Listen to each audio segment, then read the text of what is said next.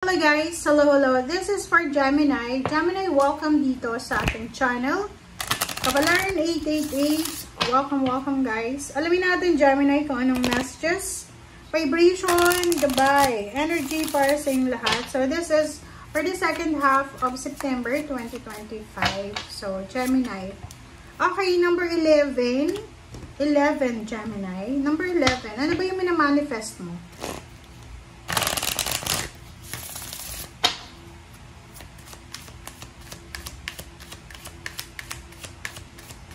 Alright, so, tignan natin.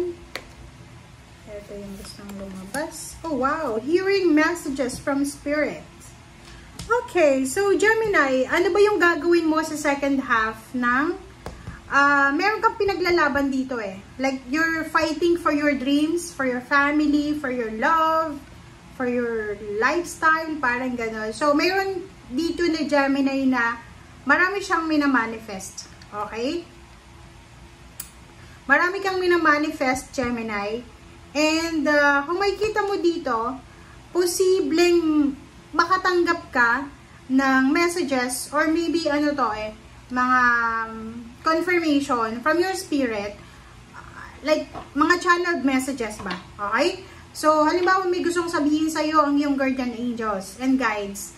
Pwede silang gumamit ng synchronicities, diba? Pwedeng gumamit ng mga tao, mga sign symbols para iparating sa'yo sa TV, sa radyo, na maririnig mo, marirealize mo, ganun, pwede nga, ganito, ganyan.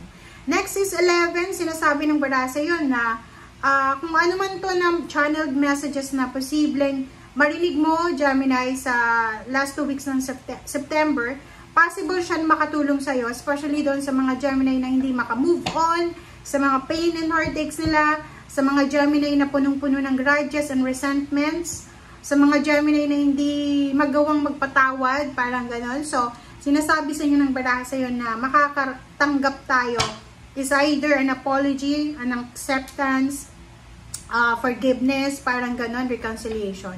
Okay? And nakikita ko sa iyo dito na the universe and the spirit ay kumbaga naandyan sila para supportahan ka. So, maging aware tayo sa mga synchronicities guys ngayong second half ng September kasi sayang siya. Okay? Kasi yung mga messages na yan, minsan, pag masyado tayong nakafocus sa ibang bagay, hindi natin yan mararamdaman o hindi natin yan maririnig.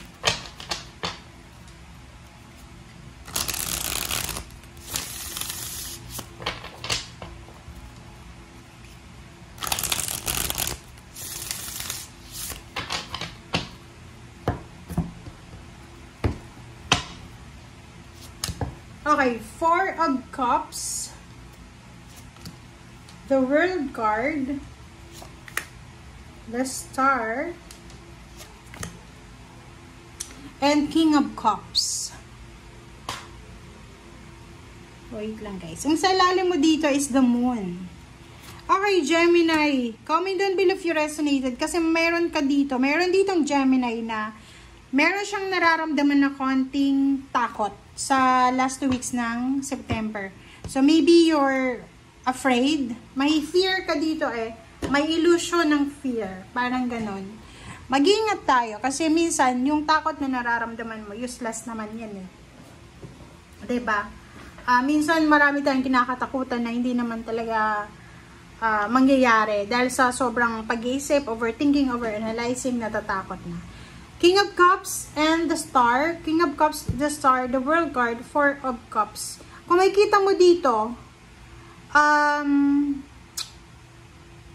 maybe you're, parang may feeling of ano to eh, tamang hinala. May iba sa inyo dito, Gemini, na akala nyo, yung karelasyon mo, niloloko ka, akala mo, iiwanan ka, ganyan, ganito.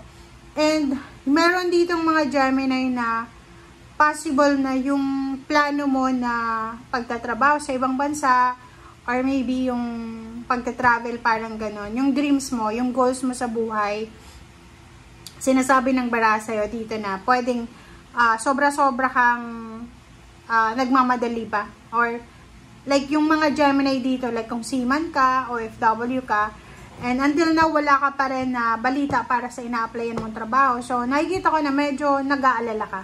pwedeng yung ipon mo, paubos na, or ganyan ganito. There's a King of Cups in the Star. Sinasabi ng bara, isang water sign, Pisces, Scorpion, Cancer, ang posibleng makakatulong sa'yo, Gemini, para matupad yung mga pangarap mo sa buhay. Especially kung pangarap mong makapag-travel around the world, makapagtapos ng pag-aaral, anything na kailangan mong ma-achieve or ma-accomplish.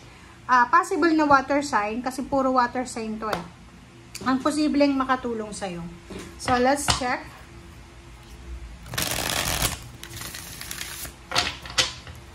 This is for Gemini.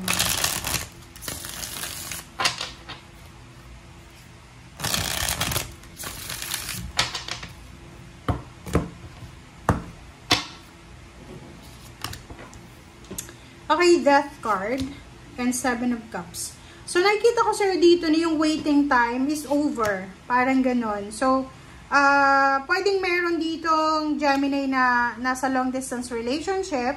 Pwedeng nagtatrabaho ka sa ibang bansa or yung karelasyon mo yung nagtatrabaho sa ibang bansa. And posible na meron sa inyo na dalawa na naghihintay. Na posibleng matapos na yung paghihintay. And the wait is over. Nakikita ko sir dito Princess of Swords and Princess of Cups. So, there's a good news about money. So, Princess of Cups, Princess of Swords, mga babae ito. So, mayroong water sign, mayroong air signs, mayroong fire signs, and meron ditong earth signs. So, sinasabi ng bara sa'yo dito na posibleng, there's an invitation, wedding invitation, birthday invitation. There's an offer job offer. Meron ditong job offer, merong offer ng like for example, tutulungan ka niya para yun, maabot yung pangarap mo sa buhay. Tutulungan ka niya para makilala mo yung taong gusto mong makilala. May mga tutulong sa inyo dito para lumakas yung pangangatawan nyo. Like may mag-i-influence sa inyo, Gemini, na mag-diet, mag-exercise, ganyan ganito.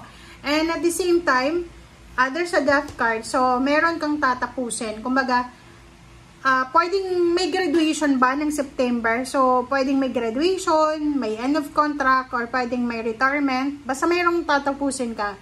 Yung paghihintay mo ay tapos na ngayong September. So, after September, ito na yung new cycle sa buhay mo na kailangan mong bantayan.